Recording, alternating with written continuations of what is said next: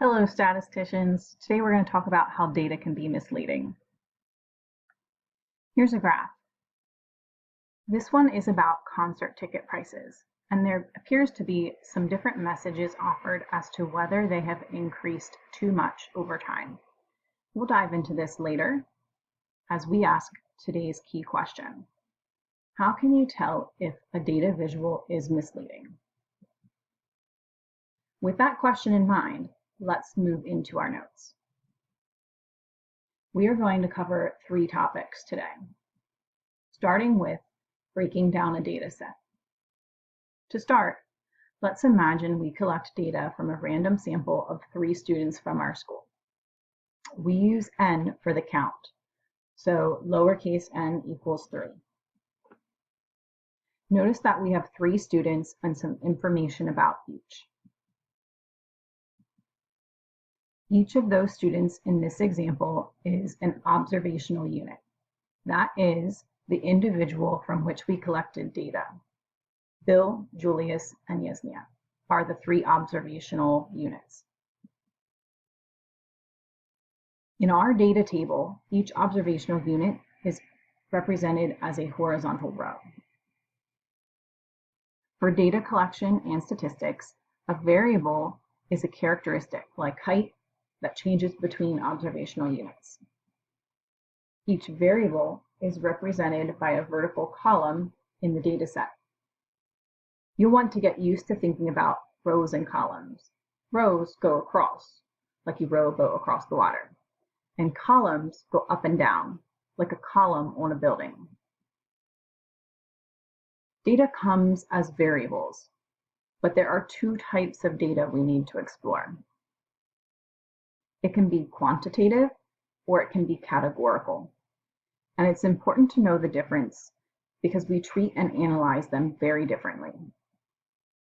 Quantitative data is pretty much exactly what you think of when the word comes to mind.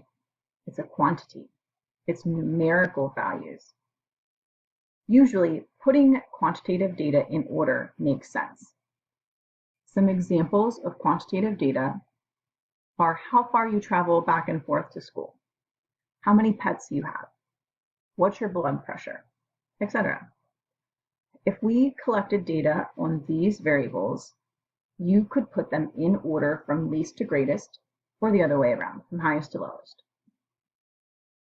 Another way to decide if a variable is quantitative is to see if it would make sense to find the average of those values. This is how many pets people have, is an example of a quantitative variable. And we could say something like, on average, for our class, people have about 2 pets. The other type of data is categorical. For categorical data, values are given as a group of labels. They don't have a specific order. For example, categorical variables are things like eye color, ethnicity, favorite sports team. There's no particular order that you would put these in. So for example, you wouldn't order green eyes, blue eyes, hazel, and so on. And generally, it does not make sense to find the average of categorical data. So you wouldn't say the average person has blue eyes. So let's go back and look at our data from our student class sample. For the variables that we collected, height is quantitative. It's numerical. We can put them in order. We could order our students from shortest to tallest, and it would make sense to find an average height. Dominant hand, that is categorical. You would say that they favor their left hand or the right hand, and it wouldn't make sense to put that in order, and it wouldn't make sense to find an average. Final exam score is also quantitative. It's a number. You could order them. You could find the average. That definition fits perfectly. But zip code, that one's a little different. It is a number, but it wouldn't make sense to put them in order, and it wouldn't make sense to find an average. That wouldn't have a specific meaning. Zip code is a location. It's an identifier.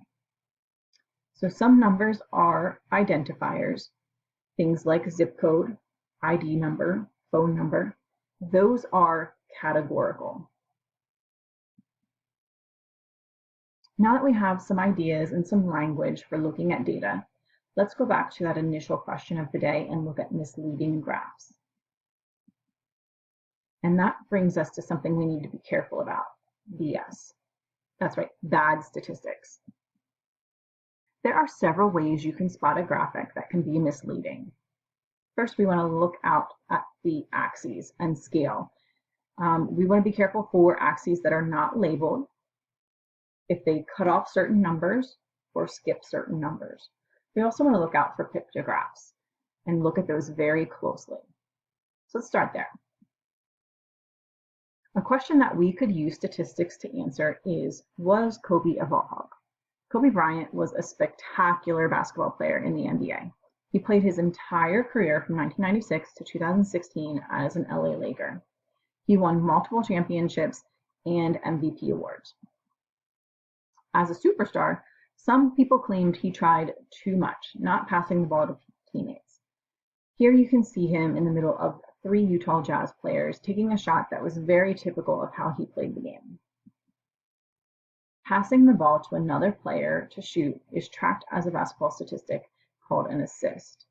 In the 2009 and 2010 season, Kobe made about 9.8 shots per game, and he also had about 5 assists per game on average. Here's a graphic of those two statistics, leading to the conclusion that yes, he was a ball hog. But that is an example of bad statistics. When we look at the data, the number of shots is double the number of assists. But when we look at the graphic, it makes the number of shots made appear to be a lot larger. In fact, if we look at the area of the ball representing assists, and we copy it over to the ball for shots made, it appears to be more than 4 times as big. If instead we remake this visual using a standard bar chart instead, and we look at the height of the bars, we get data that is more representative of the numbers, and we get bars that are twice as big for the made shots as the assists. So anytime you see a pictograph, know that it can be misleading, and know to look very close at what you're seeing. However, that doesn't mean that bar graphs are always good representations. They can also be misleading. Take a look at this graph from Chevy. It's an advertisement about dependability. First, we're going to remove the background to help us see the data a little bit more clearly. Then we're going to add in some labels to see the numerical variables a little bit more clearly as well. And we're going to do the same thing that we did for the basketball graph. We're going to highlight areas. So we're going to highlight the Nissan area. It's a very small bar. And we're going to copy it over to the Chevy graph. And we can see that we fit lots of little Nissan squares on top of the Chevy graph. And it looks like the Chevy is way more dependable than the Nissan. However, if we look closely at the percents, the Chevy is only 3% more dependable than the Nissan graph. So what's going on here? It happens because of the y-axis. They've truncated it, which means they've cut off most of the numbers on the y-axis. They should have gone from 0% to 100%, but they started at 95 instead. So if we correct this and make the y-axis go from 0 to 100, you can see a more representative graph. So that raises our discussion question from the beginning of class. A graph can be misleading to try to convince you of something. Take a look at this graph. Now take a look at this one. These two graphs are both created using the exact same data. Now consider our discussion question. If these graphs represent the same data, why might each be misleading? What agenda might each be trying to show? Take a moment to jot down your initial thoughts and be ready to share them with a classmate. That's it for today, statisticians. We'll see you next time.